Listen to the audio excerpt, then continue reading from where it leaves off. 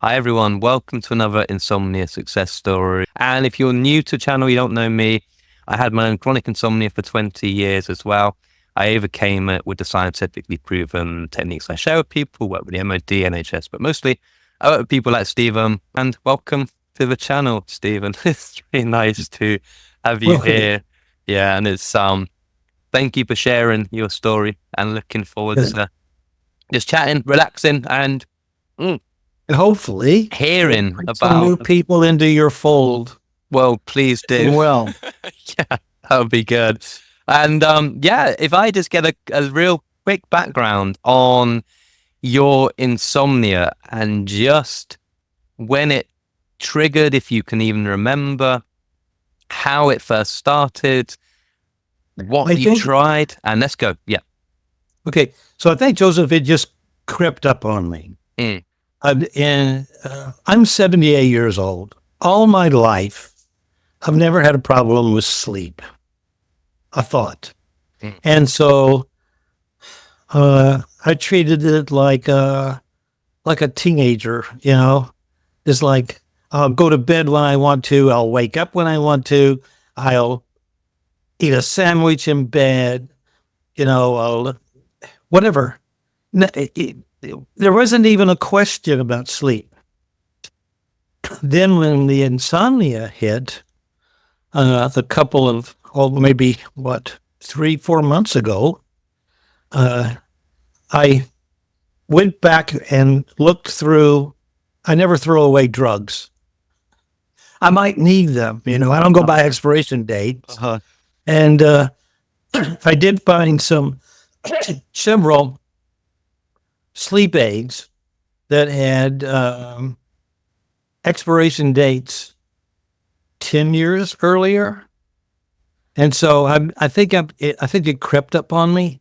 So I've been having, I guess, worse and worse sleep, or up and down sleep. Mm.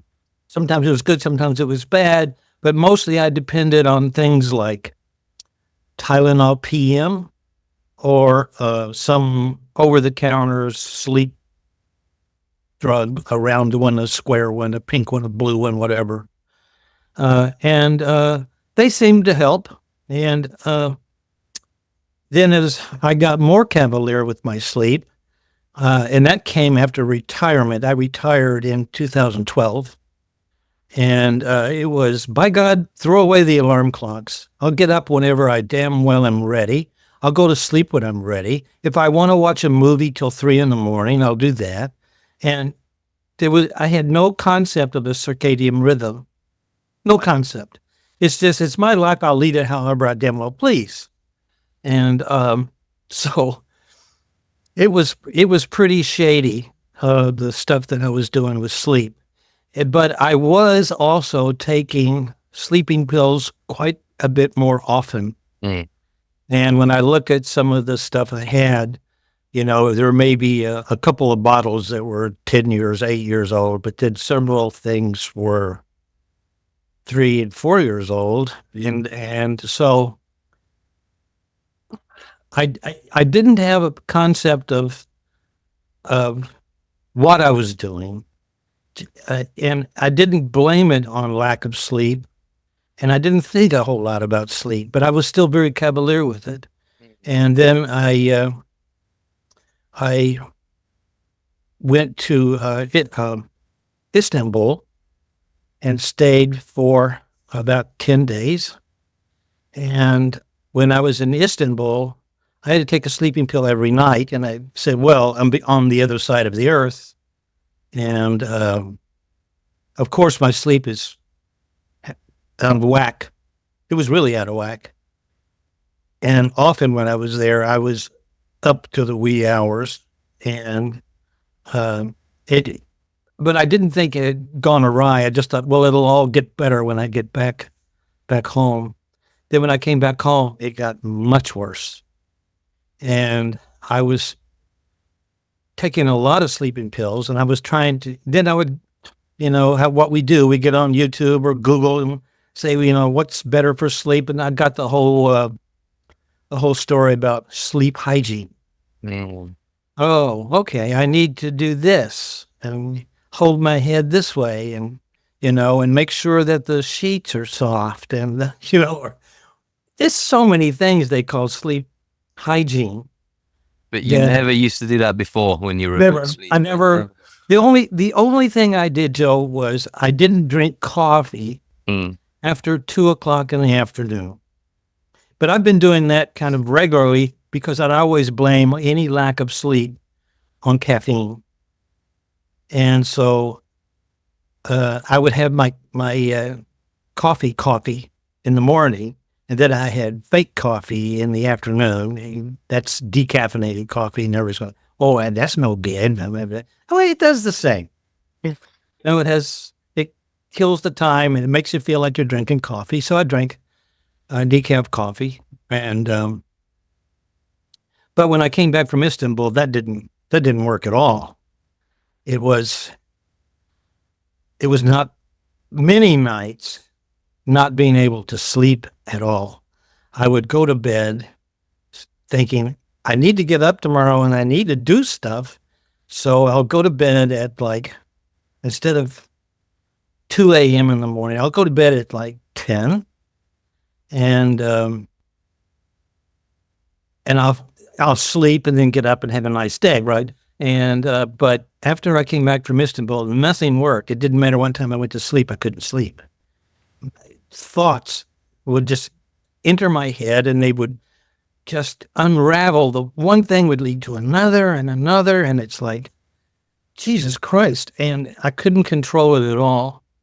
And pretty soon, in a couple of weeks' time, I was thinking that my brain is my enemy. It's not my friend. It's doing all these things to me, and I can't control it. And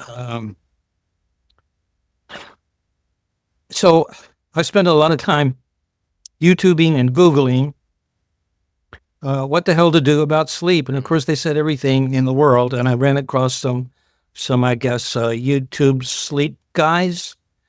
And they were kind of reinforcing a lot of the sleep hygiene things. Hygiene. Yeah. You need to do this or you do that. And a few of them did talk about, you have to establish a circadian rhythm, but they didn't do it like you did it, which is much simpler. And you can throw away so much more from your routine because they would still say, don't drink coffee, maybe after 2 or 4, do not eat dinner, past 7 o'clock. And you need to go to bed at a certain time. And but nobody talked about how you turn off these insane voices. That's the hard part. And that's what created all the anxiety. And it all stems from that control issue around insomnia because you really want to get hold of this real slippery fish. You really want to do more. You really want to fix more. And you go into this real control and fixing mode. And then when you see these other videos on YouTube and they're saying control more, then you're trying to control your sleep and then you're trying to control your brain. And then how did it gets worse? It gets worse. Sleep actually gets worse with sleep hygiene because once you realize that your brain or think that your brain is not on your side, that it's the enemy, then other things start to creep in like, I'm going crazy. I have some kind of mental thing here going on that is controlling my brain and I don't have the control over it anymore. It's doing its own thing, and it's not protecting me, Did you have an idea or did you think you knew where this was coming from? Did you think there's something that shifted in my brain? Did you think there's something that I did or that I've got an ailment were you always trying to look for the answer? It wasn't an ailment like the flu, but it was a mental ailment. It was some kind of condition that I had no control over, that doctors don't know anything about. You can't Google any kind of how do I get over it? they always give you the same answer. Do this kind of crap, do that kind of crap. Yeah. Doctors don't know how to handle this. Mhm. Medical And doctors have never had any training in insomnia other than take a pill. and what you said to me, go to a sleep study, and you said that they will try and get you to go to a sleep study, right? And it would just be how many times were they telling you to? Oh, yes, I did that. Oh. I went into, in the moment that I walked into this office, which was a sleep study office, Yes. I saw all this stuff on the wall about different kinds of gadgets and all this stuff. And I went like, these people make their money off people that can't sleep. So I know that they're going to tell me that I need a CPAP machine. You know, I never had a whole lot of trouble breathing. I had a little thing on my, so I bought a couple of apps right on my phone. One was a snoring app. And the snore app would say things like, you snort a little bit here and you snort a little bit there, but it wasn't like I'm snoring and keeping myself awake. It's just, when you're tossing and turning because you can't sleep, if you happen to drift off, you're going to be snoring. Anyway, so they tried to sell me on a CPAP machine, and I knew in my heart that I didn't have this, what do they call it? Sleep apnea. Sleep apnea. And it didn't have it. I knew I didn't. Multi-billion-dollar industry, sleep. And it's all, and if you tell people that it's anxiety-driven, obsession-driven, worry-driven, and we just need to change your behaviors, and you can fix this, and you can cure this. That's kind of the end of it. Nobody ever related it to anxiety. Yes. If you talk about anxiety, yes, I couldn't walk into my bedroom without feeling this is the horror chamber. This is where I cannot sleep. This is where the fight happens, and my bed is awful. I don't want to lay in it because I know I'm just going to start thinking awful shit. Yeah. And the horror chamber, everyone has this way of describing torture chamber, horror chamber, bed of nails. And when people say, insomnia is just not sleeping, but they don't, it's just you can't sleep at night. But the actual visceral fear of my bed is my enemy, my room is my enemy, and my brain is my enemy. My brain is my enemy. And you can't get a mattress comfy enough to I did a new mattress. And so, real anxiety. And you had something else as well, the claustrophobia when you're actually in bed, which was stemming from, do you want to talk about that a little bit as well? Yeah. So, when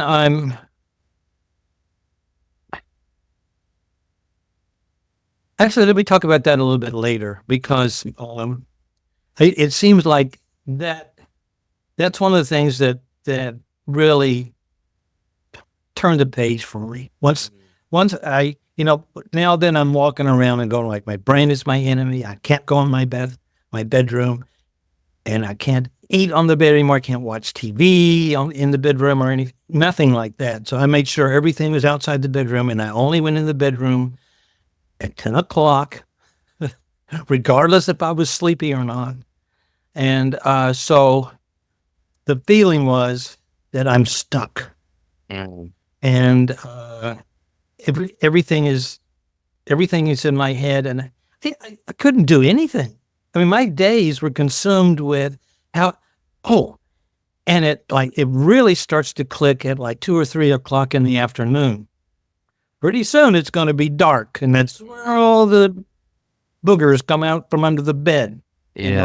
This 24-hour condition I talked about. It's a 24-hour condition, but it gets worse as it gets darker. Because that's supposed to be when you sleep, and that's, when you can't sleep. And the claustrophobia part kind of is a thread that goes through a lot of things. Yes. Yeah. Not just sleep. When it got to the point that, and this is maybe a week before I called you, it got to the point where I wouldn't put my seatbelt on in the car, because part of the thing that goes through your head at night is one example after another of something horrible that's going to happen to you, and you're going to be caught. My arms are going to be constricted, and the only thing that I could do, I'm laying in bed, and I just have to throw the covers off. I have to throw them off and get up out of bed and go in the other room and walk, just pace. I have to do that in order to have any hope of getting out of that feeling. And this is you really running away from that feeling. And it stems from it being the horror chamber that you talked about. And if we think, your behaviors, just when you're in this bedroom, there's no stimulation, it's dark. And the only thing that your brain can do is sit there and spin and turn and catastrophize.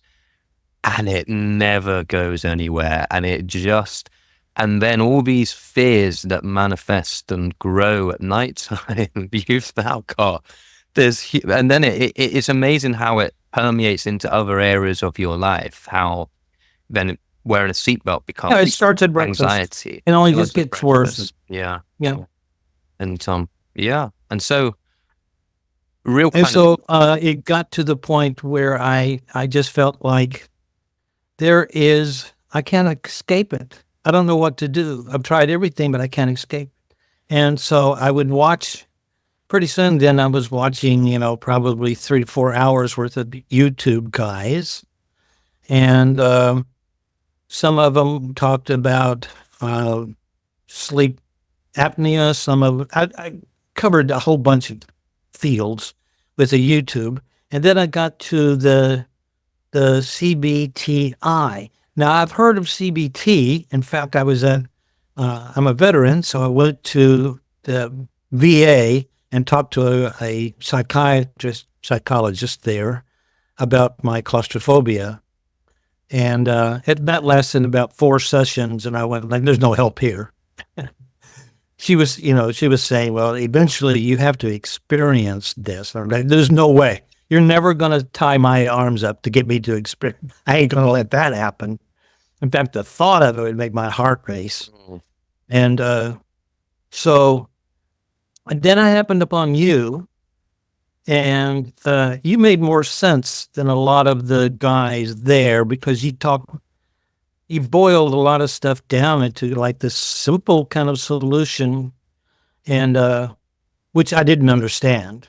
Your solution about you need to set a time to get up in the morning. It's like, that went right over my head. I'm thinking about the other stuff, when you would say, like, what I really liked was you saying, forget this sleep hygiene stuff. It maybe can help you with 1% of your sleep time. Did you say that? But that's such a small percentage. Along those lines, it's sort of, with sleep hygiene is, do I take espresso shots to the eyeballs 10 minutes before? No, I don't. No one does. I didn't hear the espresso shot. Well, yeah, I don't do that. Do I sleep in a sauna? No, I don't do that. Is my bed reasonably comfortable and nice? And do I yes, of course. But people with insomnia are doing this already, right? And it's a general, it's not going to, your horror chamber. Oh, well, I'm going to stop drinking coffee instead of 2 p.m., 11 a.m. And that's going to help me escape my horror chamber and my brain, which is my enemy, and the terror and that. Come on. It's just a frustration of mine that is just constantly pushed out there. And it stems from a lack of understanding of what insomnia is. And you've described insomnia exactly perfectly what insomnia is. And then when the definition of insomnia is, you can't sleep, your sleep's not so great at night, or you get in bad sleep, that's 5% of insomnia. So yeah, sleep hygiene annoys me because it's It the doesn't wrong. I use Yeah. the analogy. I like this analogy of, imagine you've got a dietitian who is helping an athlete lose 0.5% of their body fat to slightly improve their performance. And they say, okay, well, let's improve your protein intake a little bit. Let's switch your potatoes to sweet potatoes, and we'll tweak a little few things here. Boom, good to go. And now that same dietitian has someone in front of them who wants to lose 20 stone in weight. And when they said to them, I had trauma as a child where I would never be allowed to leave the table until I'd eaten. I'd have to sit there for 3 hours, or we didn't have enough access to food as a child, and I wasn't, and they've got a huge trauma attached to food and anxiety attached to it and worries and fears. If you applied the same techniques and logic to that person as the person trying to tweak, it's not going to help. And this is where a lot of the advice is just so unhelpful, because it's not aimed at people with insomnia. It's, do you want to affect your sleep, which is very dangerous? Do you want to sleep slightly better? It's not, I am at the end of my rope and I do not know where. That's where I was. When I finally called you on the phone, it was like, did I call you on the phone or did I give you a text? I doubt you called me on the phone. I don't have one out here. I don't even have signal up in the mountain. It's not. You email me. Yeah. I'm pretty sure. Yeah, he emailed me. Yeah. And then we had the Zoom talk. It was like, from what you were saying is, there's a door. And I can open that door or show you the door that's going to make all this go away. And it's like, are you kidding me? Are you selling me snake oil or what? And and the same thing happened with the EMDR day, which I'll get into later. But I just felt like it was an impossible task. And then we started talking over Zoom. It was too simple. This problem is too big to simply go away by choosing a time to wake up every day and go out and get some sun on your body and reset your circadian rhythm, that your body is going to tell you what to do, when to go to sleep. You don't have to worry about when to go to sleep because it'll come. Just pick the time. And we're like, yeah, just do that. And so I did it. And you suggested 7:00, but don't go to sleep until you're really sleepy. And so I'm like, okay. And what if that's like 1:00 in the morning? Good. It's 1:00 in the morning. I think maybe originally it was 2. Go to sleep at 2 in the morning. But you were saying really just listen to your body and it will automatically, you're going to get deprived of sleep to a point, and the sleep always wins. Whenever you're deprived of sleep, you will sleep. And it's body needs it. This isn't the end goal. It's just to get that reassurance in your body. Because if you're going to bed, right, you used to do at 10 p.m.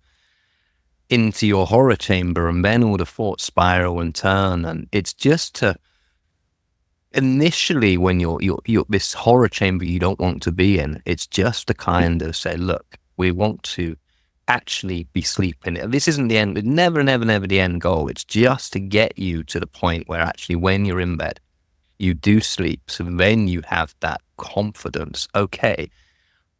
I talk about little wins a lot. If you've ever had somewhere where you're just slogging away and you just need a glimmer, a little win, a little hope. With me, when I was doing this business, when I got my first client, when I was just, after slogging and months of uploading videos and I just got one client. I just thought, this is going to be real. This is going to be tangible. And it gave me that motivation to keep going with this. And that's kind of why I want to lead with behavioral changes with you, because it to stop you all this crap and then just give you, you know, like you said, simple, just give you one little win. And can you remember when that breakthrough win happened, that we could then start working more the anxiety? Well, it wasn't right away. Mm-hmm. But I think it was probably like when maybe the second week that we were working. What kind of one epiphany was this? I thought it was a huge win if I could sleep more than 2 hours, and probably. Hang on. Could you move slightly into the screen? Oh, okay. So yeah, I'm getting comfortable. So there's a big bar across the thing up here. I'm going to say, I'm going to keep this in. I'm not editing this bit out. Okay, boys. This bar. Move it across. Okay. I'm keeping this in, by the way. Where was I? The win, the little win, and it came later. The little win, yeah. Like in the first, you know, if I could sleep just 2 or 3 hours and know that I slept, and I could see it on my Fitbit, and that was kind of. There were some nights, Joe, when I thought I got up, I threw the covers, I had a little claustrophobia, threw the covers off, got up, and paced around the living room all night long. And then when I looked at my Fitbit the next morning, I slept 2 hours. So sometime I was laying in bed with this shit going on in my head, and I fell asleep for 2 hours and didn't even know it. So that was a little bit of a win. And so then, I don't know, it was like this, okay? Some nights I would sleep 3 hours, some nights no sleep at all, some nights, you know. And so that was a week, and it was like we had 1 week before we would talk. Yes, we would meet every week, yeah. We would meet every week. Yeah. And my first week I was going, I don't know if I can get through another week of this, you know, because not sleeping and all the noise on my head and all this stuff. But probably by the end of the first week, I'd already felt like, I believe it's working. I believe that something's going on, because I was sleeping more. And when I looked, sure enough, yeah, you were sleeping more. And then another thing, maybe in the second week, I think I had like a 4-hour night's sleep, and I was going like, hey, Eureka, I think this is working. And then the next night, none. Didn't sleep at all. And the next day, then after that, I didn't sleep at all. I felt fine. Yeah. I felt good the entire day. I did everything, and I felt energetic. I went to the gym. I did the whole thing. And then I think 2 nights later, I slept, and I think I told you this, I slept maybe 5 hours. And I got up, and I felt like shit all day long. I just, you know, and then you say, this is all normal. Yes. This isn't normal. Your body is a little bit in chaos. Yes. You know, the whole circadian rhythm thing hasn't really plugged in yet. And, you know, then you convince me that there's sleep deprivation, and the sleep deprivation is what works.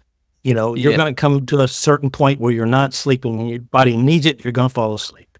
Yeah. It was always one of those things that I held on to, because when I didn't sleep, it was like, and that's okay. Tomorrow I'll probably sleep a lot better.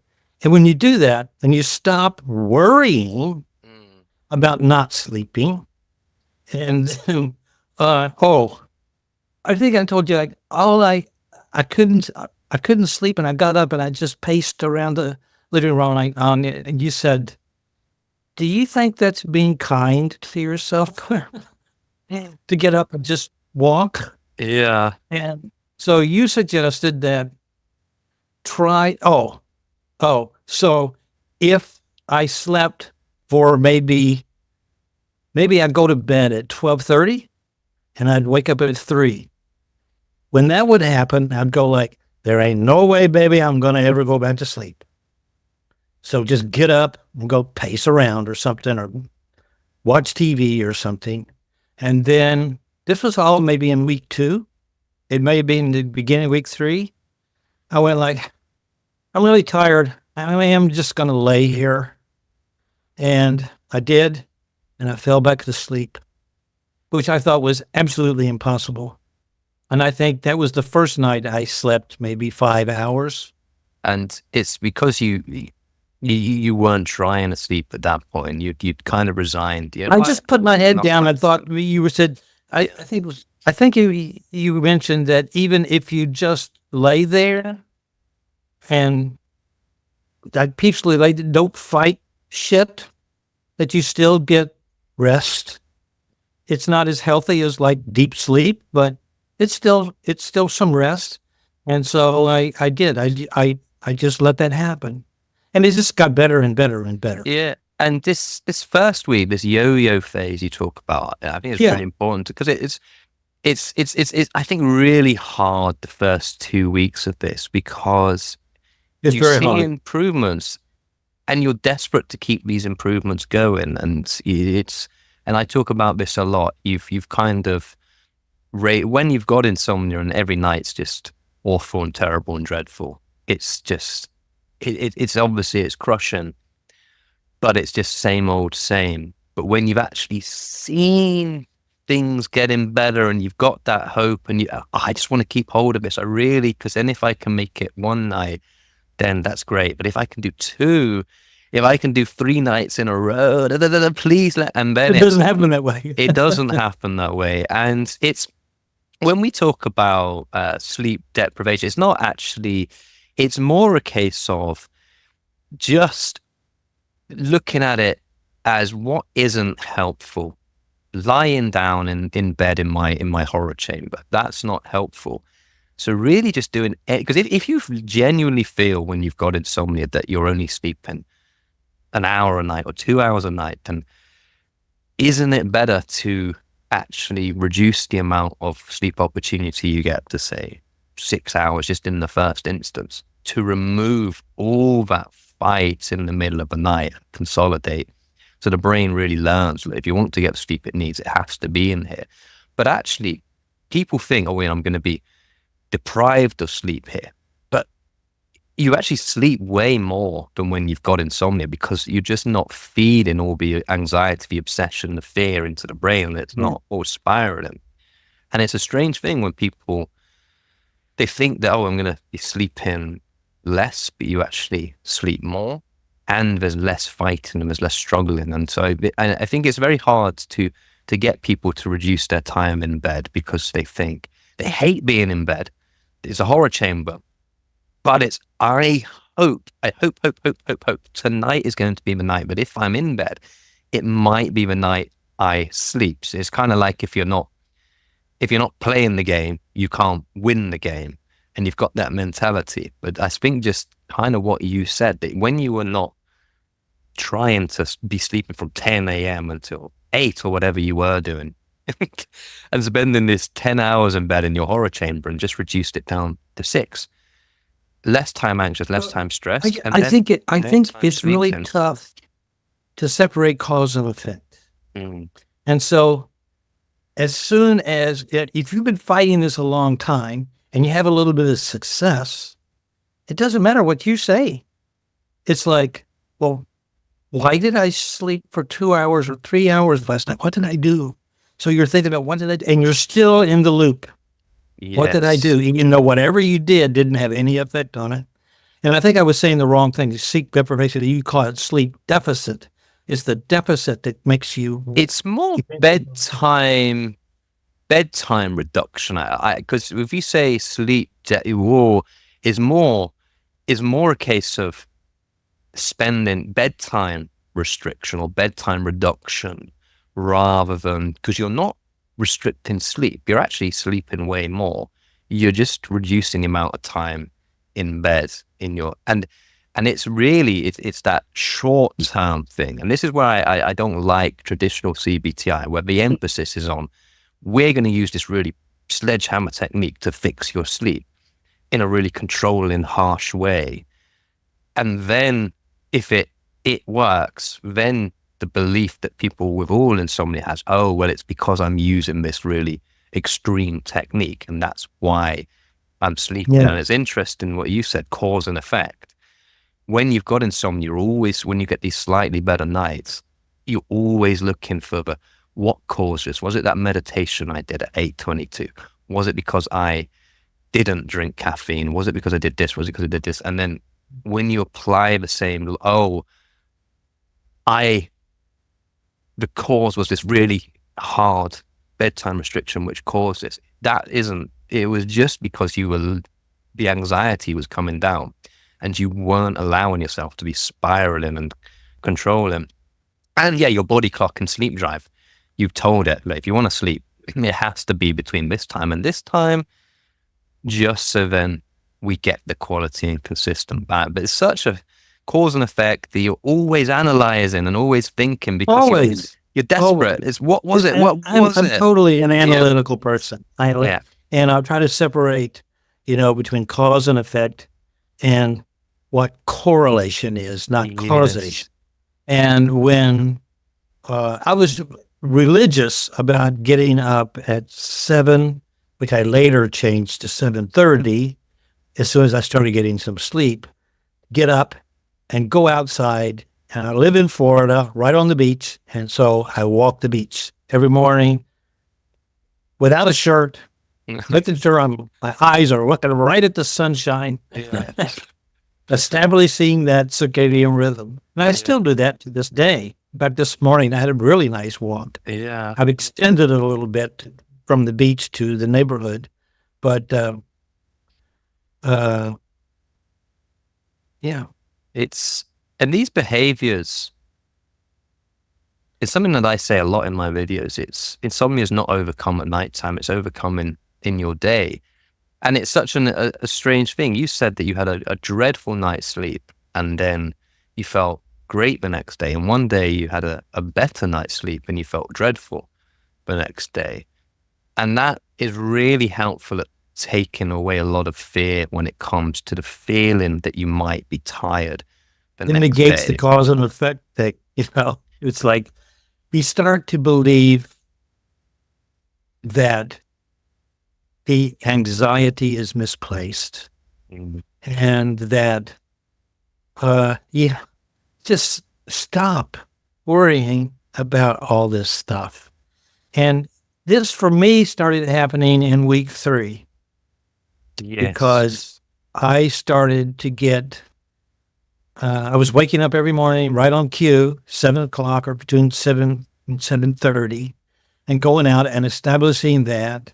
And it just got better. And as it started to get better, most of this anxiety just started to slough off because I slept. If you're sleeping, you're not worrying about sleep.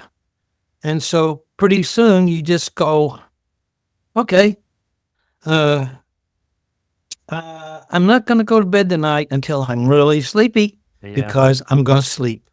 And then all of a sudden, in week 3, my bed was, it does fade away, but the bedroom was not a horror chamber anymore. It's a place where I could sleep if I just stopped trying to force myself to sleep. And I remember something that you were doing before bedtime. So you were saying how 2 o'clock the anxiety would start to ramp up. And I asked you your behaviors you were doing 3-4 hours before bed. And you would be on your phone flicking through short YouTube videos and through. Do you remember that? You were trying to escape. Not in bed, but when you were downstairs. Yeah. Well, when we started, I wanted to know more about you, so I started watching more of your videos. Yes. and enjoying them. I wasn't trying to force any sleep. I was just wanting to know more about you and your method. So you told me, I told you, I think I stayed up until like maybe 2 or 3 in the morning. What you be, and you were going like, yeah, well, maybe you shouldn't be doing that. You shouldn't do much, like that was okay. I was trying to get you. It was okay. I was just learning some stuff. I wasn't making anything out of it. I wasn't trying to find more things to make me sleep or anything. I was just watching, and it was kind of like enjoyment. It's like I'm on the path to something, so I want to find out more about this path that I'm on, and then trying to heal myself. And and then probably after that night, I don't think I watched another video. Maybe later, I watched something, but it's something that I like to do. That people, they're always okay, so what do I do? Give me more things to do. And some people I will have from doing written exercises to help, change their thought patterns, gratitude journals. I get them to write down their successes there. And it depends on who they are as a person and what they need and how much structure they need. Yeah, I think I asked you, shouldn't I be writing down some things? You said, well, if you feel like you need to. But it wouldn't be like I need. It is not. It's not helpful for you, and this is where I think it's so. When you have a prescription for the same, I'm going to give you this prescription, and you've got to write this down. I'm going to do this, and you've got to, and it's just not helpful for some people. Some people it's not, and all I'm after is the result with you, is where I slowly see that people are letting go of the obsession and control and worry around the sleep, and you were already getting that in week 3. And it's interesting what you said, how when you're sleeping better, then you don't think about sleep and obsess about sleep. It reminded me of a YouTube video I saw of a rhino chasing a Jeep. They were put the Jeep in, this was in a safari park or in Africa, I think. And the rhino was really at them. Their Jeep was going as fast as they possibly could in reverse. And this rhino was inches away from ramming into this Jeep as they were speeding backwards in reverse. And for the 15 seconds, all these people in the Jeep, all they could think about was rhino. They weren't thinking about their mortgage. They weren't thinking about anything else. They were thinking about this rhino.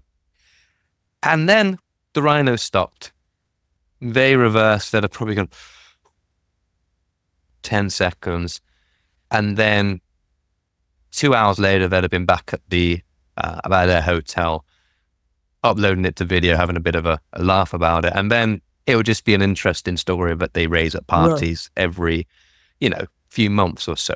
But it's just a nice analogy how the only thing you can think and see when you've got a rhino in front of you or a lion in front of you is that lion. Oh, I know that feeling. Before I called you, I was a disaster. I was a total mess, because when there's no way out, yes, if you can't find a way out and you're looking and looking and looking, and do you remember, I think it might have been week 3, I was feeling much better about the whole process. Yes. And I think I called you because I think I had a night where I didn't have any sleep. And I thought, I found a sleeping pill, diazepam or something like that. You remember that? And I said, you think I'm getting really tired of fighting? Maybe this was week 2. This is probably week 2. I'm getting tired of this fight. And do you think it's okay if I just take a sleeping pill and see if I can't get a few hours sleep? And you said, yeah, why not? If you want to do that, do that. It's not going to hurt you. And I did. I took that, and I think I got about 4 hours sleep, which was enough. Then I put them away, didn't use them again, because I felt like even in week 2, toward the end of week 2, that it was we were doing the right thing. So I hope you enjoyed the first part of Stephen's success story. It was quite a long video, so I split it into two. So the next one is coming up next week. So if you put it when it's first uploaded, it will be out in about 3 days. If it's been a while since this has been uploaded, it's already out. So just check the video after this one. All right, I'll see you on that video. Cheers. Bye bye.